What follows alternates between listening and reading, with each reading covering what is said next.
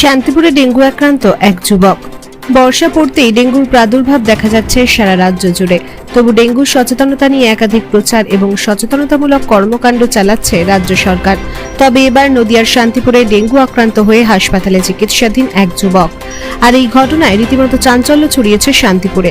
হাসপাতাল সূত্রে খবর, আক্রান্ত যুবকের নাম রঞ্জিত সরকার, বাড়ি শান্তিপুর থানার বাথানগাছি এলাকায়। ছেলেটি কর্মসূত্রে কলকাতায় থাকে, সেখানে একটি হোটেলে কাজ করে। সেখানেই কিছুদিন আগে তার জ্বর হয়। সেই জ্বর নিয়ে বাড়িতে আসলে পরবর্তীতে রক্ত পরীক্ষার পর তার ডেঙ্গু ধরা পড়ে। ঘটনার পর তাকে শান্তিপুর স্টেট জেনারেল হাসপাতালে নিয়ে আসা হয় এবং কর্তব্যরত চিকিৎসকেরা তাকে হাসপাতালে ভর্তি করে চিকিৎসা শুরু করেছেন। আক্রান্ত যুবকের মায়ের দাবি, বিগত দিনে যখন ভিন রাজ্যে কাজে ছিলেন এই যুবক, তখনও একবার ডেঙ্গু আক্রান্ত হয়েছিলেন।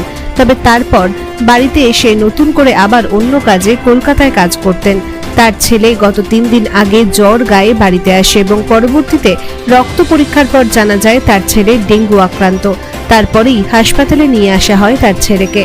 বর্তমানে সেখানে চিকিৎসাধীন রয়েছে তার ছেলে রঞ্জিত সরকার। কি করে জানতে পারলেন ছেলের ডেঙ্গু হয়েছে?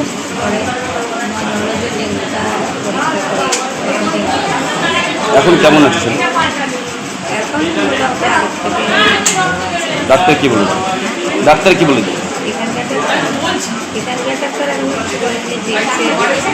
হাসপাতালে ভর্তি আছে? আচ্ছা, এখন শারীরিক কোনো অসুবিধা নেই? কোন সময় হয়েছিল ছেলের ডেঙ্গু?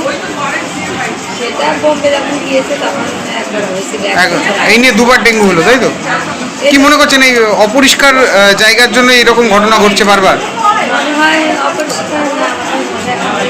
হ্যাঁ, মানে অপরিষ্কার জায়গাতেই তো মশাগুলো হয়, জল জমা জায়গাতে, সেখান থেকে হয়েছে মনে করছেন?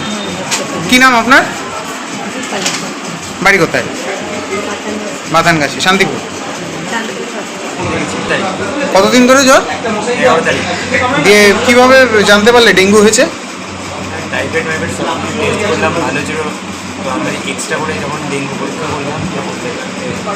আতঙ্কিত আছো নাকি? আতঙ্কিত কিছু নেই? ডাক্তাররা কি বলছে? এখন শারীরিক মানে কি কি অসুবিধা দেখা যাচ্ছে?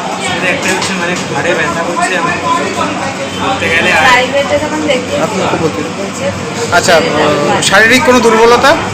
জ্বরটা আসতে যাচ্ছে, সেটাই হচ্ছে। ঘুম সেরকম পাচ্ছে না। তুমি কি কাজ করো? কলকাতা কাজ করো। কিসের?